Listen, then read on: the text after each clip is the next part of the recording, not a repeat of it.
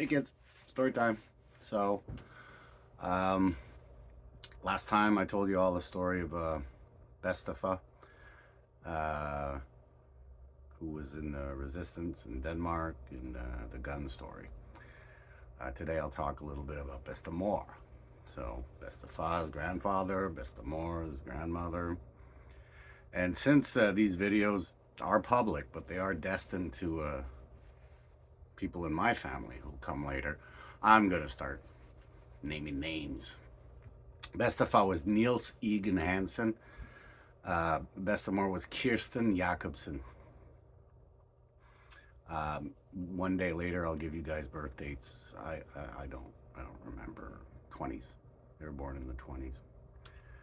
So I'm gonna go kind of chronologically in my stories as well. I started with my grandparents in Denmark, and eventually they'll immigrate here to Canada. Well, they have, but they will immigrate here to Canada. My dad will come into the picture. My uncles, a few stories about them. Uh, settling into Canada and all that. And eventually I'll probably get to my grandparents and, my siblings. That's when the fun really starts. So today is a story about Bestemor. Well, it's about both of them, kind of. It's the story of how they met. So, it's Denmark. World War II has just ended. It's spring, summer, something like that. First spring, first summer since the war ended. The Germans have left. My grandfather was in the resistance. And on this particular day, him and his resistance or underground friends had cornered, for lack of a better word, this young lady in the town where they lived who was known to fraternize with the Germans. And for those who don't know what I mean by fraternize in this particular story, I mean sleep with, have sex with, intercourse, relations. She slept with Germans and was known for it. I don't know. I wasn't there. Might have been a nasty rumor started by a jealous other girl or boyfriend. But this is what was happening. And they were shaving her head. And they were telling her that, you like those Germans so much, well, we're going to do to you what they did to the Jews. And by that, I do not mean, uh, what they really did to the Jews. I mean, shave your head. So, yeah, they were shaving her head in a public place in front of everybody to see, humiliating this this young woman. Different times. And my grandmother, and this is truly who she was, spoke up and said, "Hey, you can't do that. You can't do that. That's not right. You should leave her alone. You shouldn't do that." First time she's ever met my grandfather, or not that it's not really meeting, just seeing him speaking, interacting within his earshot. And my grandfather looked at her and says, "If you don't shut up, we'll do the same thing to you as soon as we're done with her." And so she did. And they went on their way. And a few days, weeks, I don't know exactly how much time passed between that and this. My grandmother was at the municipal pool enjoying the sun with some friends. And story goes, my grandfather sheepishly came over to her and offered her an ice cream cone. Just threatened to shave her head off. She had just been threatened to have her hair shaved off by this man, and she accepted ice cream from him. And that's how they met. And they stayed together ever since. I wish I knew more about their relationship. They always seemed like a argumentative but happy couple. Openly spoke about the fact that sometimes they wanted to leave each other.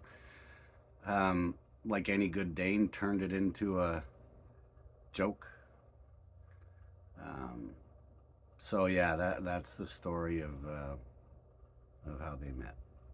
So I am freezing. It is early November, November 2nd or 3rd, 2023. You can probably see that on the timestamp on the video. So there's, anyway, um, it's cold. It's not freezing. I got a little space heater here. It's literally 6 inches next to me, and I'm still cold. So, yeah, that's early November in Quebec, Canada. So, yeah, that was a story I wanted to tell today. We could, what else do you want to talk about?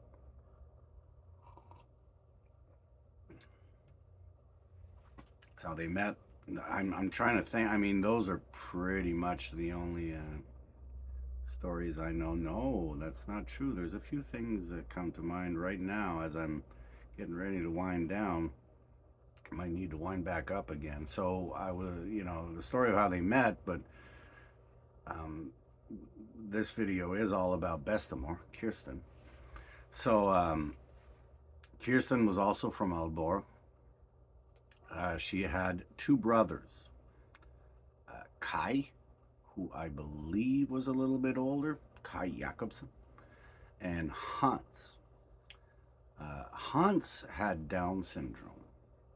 So up until she left Denmark for Canada with her husband, she lived with her parents and helped take care of Hans. And she loved that brother. And I think she missed him more than anything. He passed away. I never met him. He passed away when I was very young, before I was 10, I think. I have to look it up. And that hit her a lot. And that's her background. Growing up with a brother who had Down syndrome in Denmark in the 20s and 30s, I can only imagine what it must have been like. The Danes are very accepting. I'm sure that it wasn't all bad, but Down syndrome in the 30s, that had to be like people didn't keep kids like that. You know, they didn't do it, but they did, and that's the family that she came from. I have a lot of admiration for that, as should you. And if you don't, there's something wrong with you. So,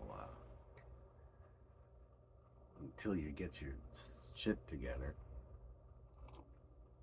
I bid you good night.